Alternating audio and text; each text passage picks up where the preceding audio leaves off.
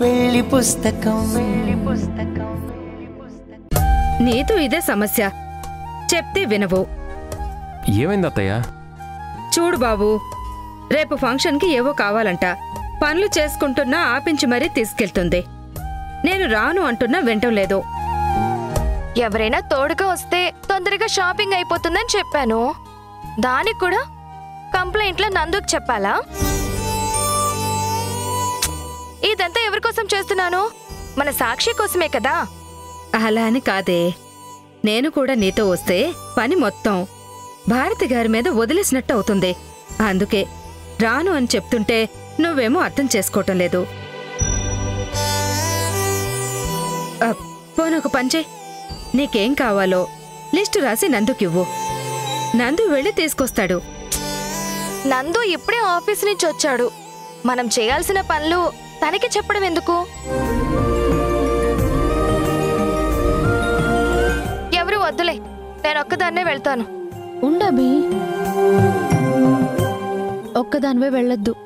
పర్లేదు సాక్షి, ఆటోలో వెళ్ళొచ్చేస్తాను. పక్కనే కదా. పక్కనే అయినా చాలా టైం పడుతుంది. అది కాక ఆ లగేజ్ మొత్తం ఆటోలో ఒక్కదానివే తీసుకురావడం అంటే చాలా కష్టం అవుతుంది.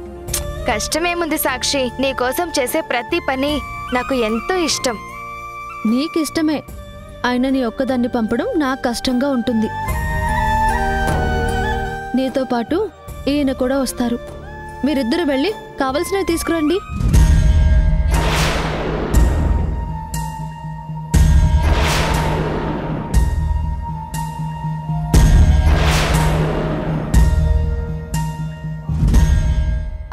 నందు, నాతో రావడం నీకు ఓకేనా? ఏదైనా వర్క్ ఉంటే చేసుకో, పర్లేదు. ప్లీజ్ అండి. లేదబి, నో ప్రాబ్లం, నేను వస్తాను. బట్ వన్ రిక్వెస్ట్, కొంచెం ఫాస్ట్గా ఫినిష్ చేయాలి. సరే నందు. అంతా నీ వల్లే. నందుని ఇబ్బంది పెట్టాల్సి వస్తుంది. అల్లుడు గారు రావడానికి ఓకే చెప్తే ఇబ్బంది అంటావేంటి? సమయానికి మంచి సలహా ఇచ్చి మీ అమ్మగారికి శ్రమ తగ్గించావమ్మా. నేను వెళ్ళి పని చూసుకుంటాను. వెళ్దామా నందు? ఓకే, ఒక్క నిమిషం.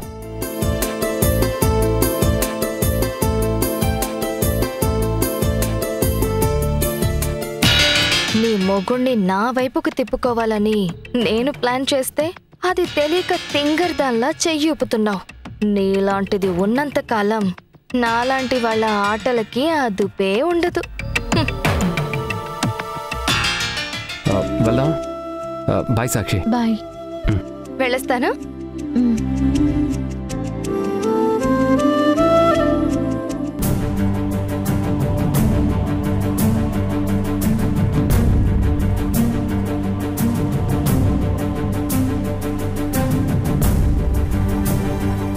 నా భర్తకి ఇంట్లో ఆఫీస్లో విలువ ఉండాలనుకోవడం తప్ప అక్క? అది అర్థం చేసుకోకుండా నందుని సపోర్ట్ చేస్తే నాకు కోపం రాదా?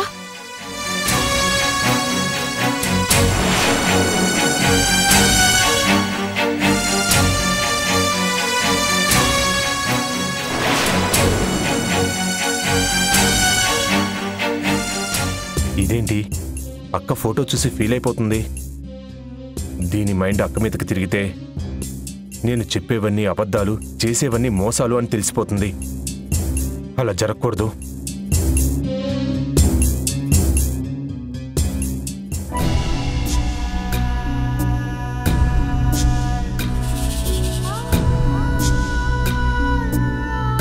తను మీ అక్క గుర్తొచ్చిందా? కాదు, అక్క తీసుకున్న నిర్ణయం తప్పనిపిస్తుంది. డాడ్ గురించి ఆలోచించకుండా ఏదో లెటర్ ఒకటి రాసి వెళ్ళిపోవడం చాలా రాంగ్ అనిపిస్తుంది. లేదు, ఆవిడే రైట్, మనమే రాంగ్. ఏంటి, మనం రాంగా? అవును, మావయ్య గారి దృష్టిలో అలానే ఫీల్ అవుతున్నారు అనిపిస్తుంది. అన్నింటికి కారణం నీ కోపం, ఆవేశమే. వదిన గారు ఎందుకు బయటికి వెళ్లారో కరెక్ట్ రీజన్ లేదు. ఆ లెటర్లో కూడా నీ కోపం కంట్రోల్ అవ్వడం లేదు, అందుకే గొడవలు అవుతున్నాయి అని రాసింది. ఆవిడికి ఇంట్లో ఉండటం ఇష్టం లేకపోతే సైలెంట్గా వెళ్ళిపోవాలి, కానీ ఇలా నిన్ను బ్లేమ్ చేయడం ఎందుకు?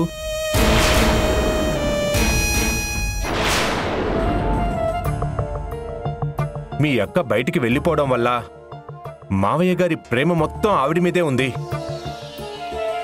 నువ్వంటే అస్సలు కేర్ చేయడం లేదనిపిస్తుంది. అందుకే మీ అక్క బయటికెళ్ళి మంచిదైంది. ఇంట్లోనే ఉంటూ నువ్వు నేను ఫూల్స్ అయ్యాం. ఉన్న ఒక్క ఆధారాన్ని వద్దనుకొని కూతుర్ని తీసుకుని బయటికి వెళ్ళడం గుడ్డలా అవుతుంది. మా డాడ్ గుడ్డిగా నమ్మడం వల్లే ఇదంతా జరిగింది. మా అక్కకి డెసిషన్ తీసుకోవడం ఇప్పుడే కాదు, ఎప్పుడూ రాదు. అందుకే 2 పెళ్లిళ్ళు చేసుకుంది, లైఫ్ నాశనం చేసుకుంది. అలాంటి మనిషికి నాకు సలహా ఇచ్చే అర్హత కూడా లేదు. నోరమాయ్!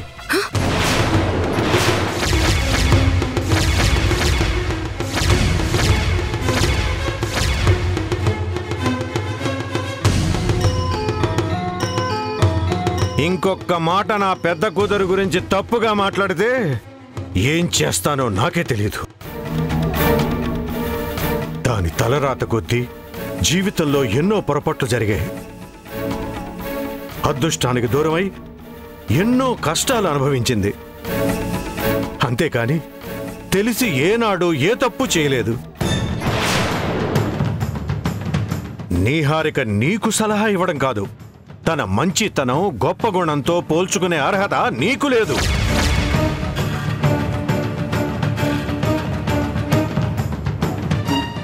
ఇంకొక్కసారి నీహారిక గురించి నోటికొచ్చింది వాగితే ఊరుకునేది లేదు.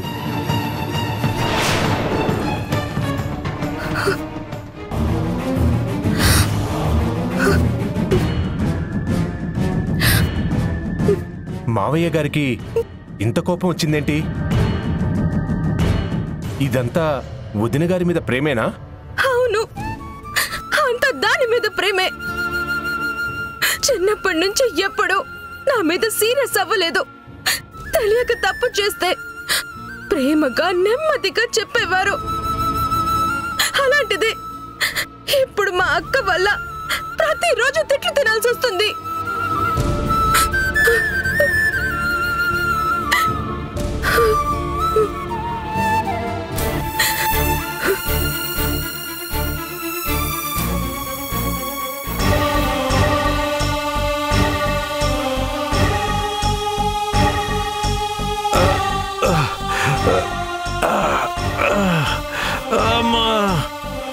ఈ టాబ్లెట్ వేసుకుంటే మీకు గుండెపోటు కాదు కదా? ఏ పోటు రాదు.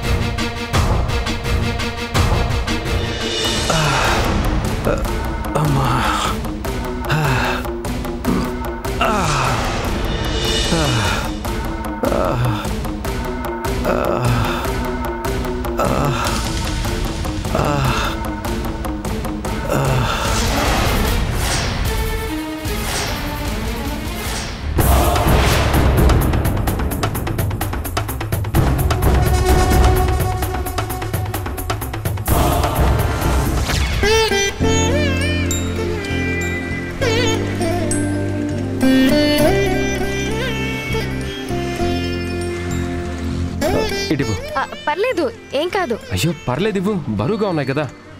పద.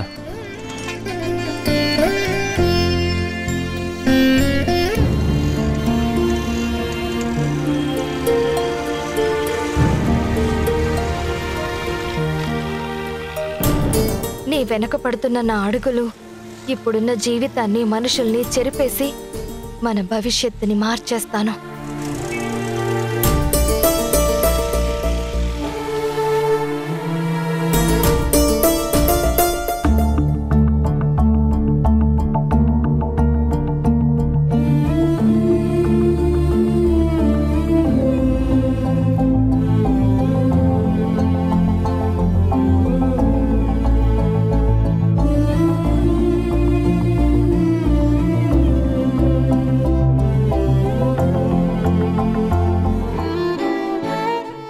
నందు.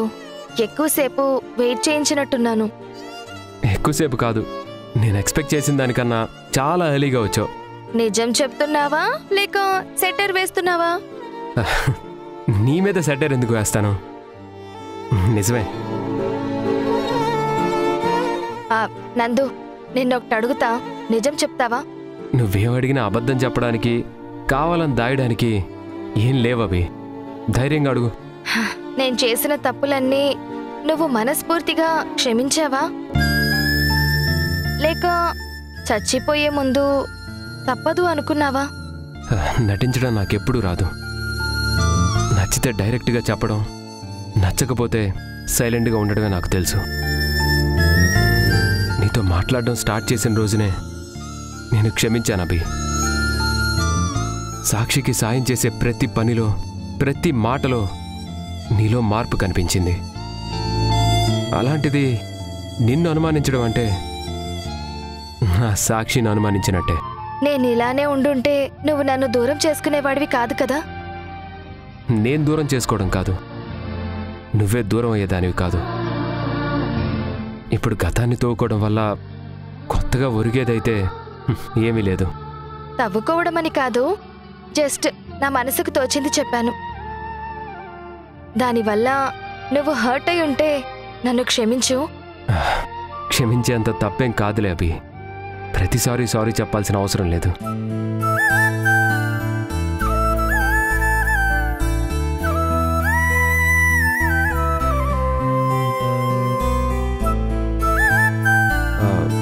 సారీ అభి. సారీ వద్దని నాకు చెప్పి ఇప్పుడు నువ్వు స్టార్ట్ చేసావా?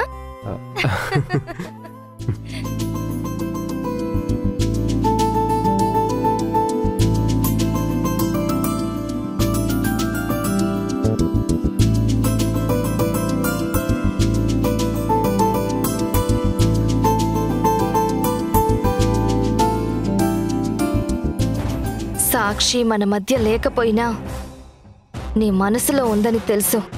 అందరూ కలిసి చేస్తున్న శ్రీమంతంలో నీ శ్రీమతి కడుపులో ఉన్న బిడ్డని ఈ లోకం నుంచి దూరం చేస్తాను. నిన్ను నాకు సొంతం చేసే ఆయుధం కోసమే షాపింగ్కి వచ్చాను.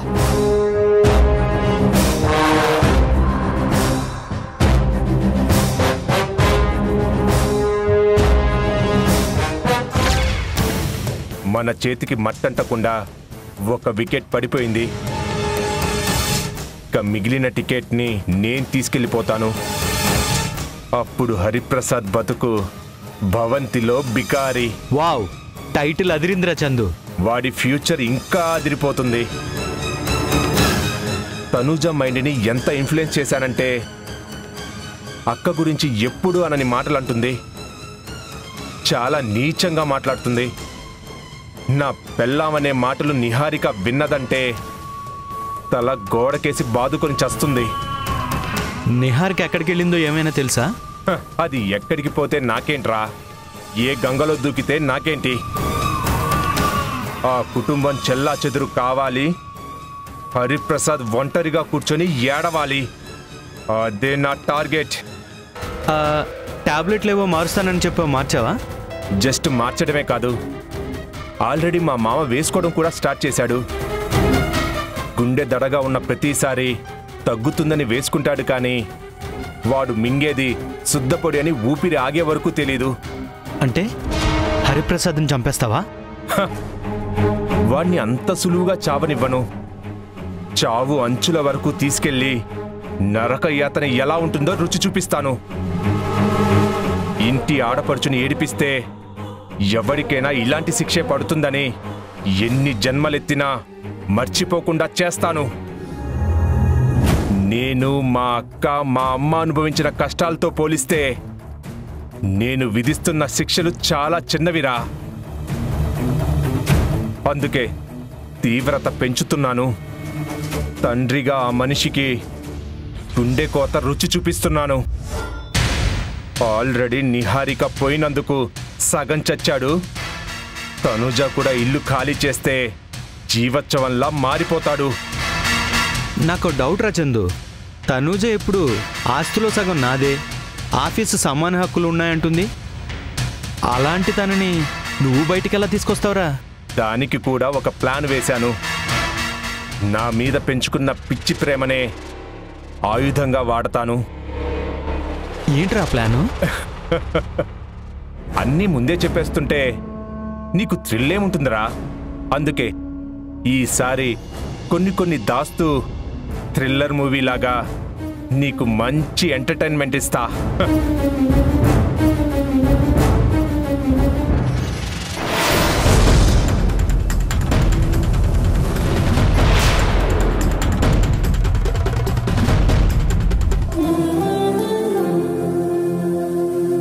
చెల్లి, నేను అన్నయ్యని. రేపు నీకోసం ఇంట్లో పెద్ద ఫంక్షన్ చేస్తున్నారు. ఒక్కసారి నువ్వు హాయ్ చెప్పావు అనుకో, నేను వెళ్ళి తొందరగా పడుకుని మార్నింగ్ లేచేస్తాను.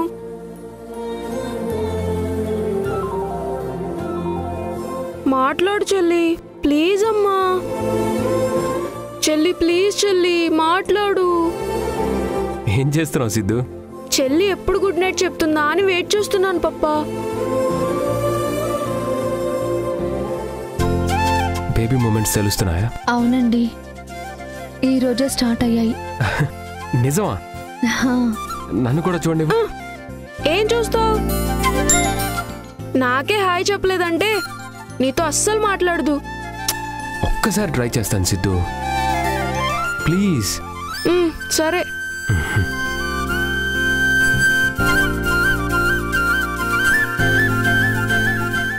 బంగారు తల్లి, ఏం చేస్తున్నావు అమ్మా?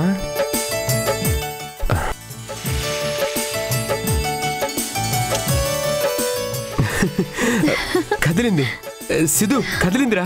చెయ్యవు.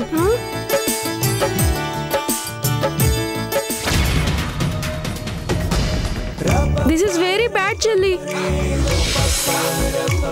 నేను చాలా సేపటి నుంచి వెయిట్ చేస్తుంటే నాకు హాయ్ చెప్పలేదు, కానీ పప్ప రాగానే మూవ్ అవుతావా? సిద్ధు, నీకు హాయ్ చెప్పింది, పాపాకి బాయ్ చెప్పిందేమో. నా బంగారం నాకెందుకు బాయ్ చెప్తుంది? మేమిద్దరం ఒక్కటే పార్టీ తెలుసా? అంత సీన్ లేదులే పప్ప. నేను, మా చెల్లి, మా అమ్మ, మేము ముగ్గురం ఒకటే పార్టీ. మరి నేను? నువ్వు కూడా మా పార్టీలోకే రావాలి. సపరేట్ పార్టీ అంటే అస్సలు కుదరదు. సర్లేరా, నేను ఇప్పుడేం మాట్లాడను. ఇంకో కొన్ని నెలల్లో మీ చెల్లి బయటకు వస్తుంది కదా, అప్పుడు నా బంగారమే డిసైడ్ చేస్తుంది ఎవరెవరు ఒక టీం అని. హలో పప్పా, చెల్లి పుట్టిన తర్వాత నువ్వు మార్నింగ్ అంతా ఆఫీస్లోనే ఉంటావు. ఆఫీస్లో ఏమైనా ప్రాజెక్ట్ స్టార్ట్ అయితే ఆ టెన్షన్ ప్రెజర్తో చెల్లితో ఆడుకోలేవు. అప్పుడు చెల్లి పక్కన ఉండేది నేను, మా అమ్మే. చూసావా సాక్షి, నా వీక్నెస్ మీద కొట్టాడు. అంతేకాని పని కన్నా పిల్లలు ముఖ్యమని మీరు చెప్పరన్నమాట. పిల్లలే కాదు, తల్లి కూడా ముఖ్యమే.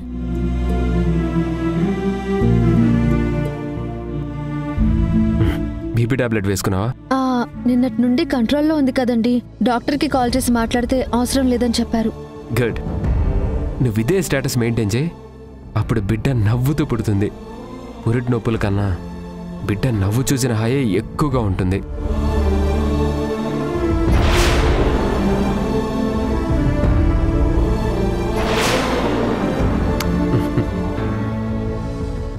మరి నాకు? నీకు ఇస్తాను రా నా బుజ్జి. మరి చెల్లికి?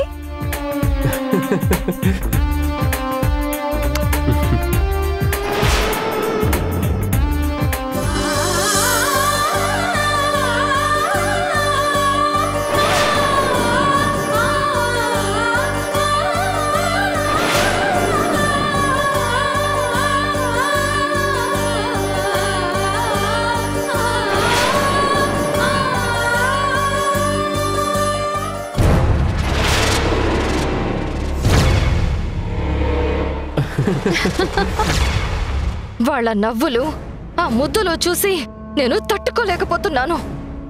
రేపొక్క రోజు ఓపిక పట్టాలి. ఈ విషయం సాక్షి సంతోషాన్ని శాశ్వతంగా దూరం చేస్తుంది. ఆ ముగ్గురి మొహాల్లో నవ్వుని మాయం చేస్తుంది.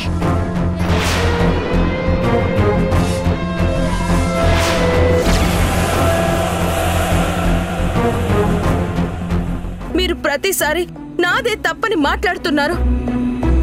ఇవన్నీ తట్టుకుంటూ నేను ఇంట్లో ఉండలేను. మీ ప్రేమలానే చాలా బాగుంది. ఇలా రండి దగ్గరికి.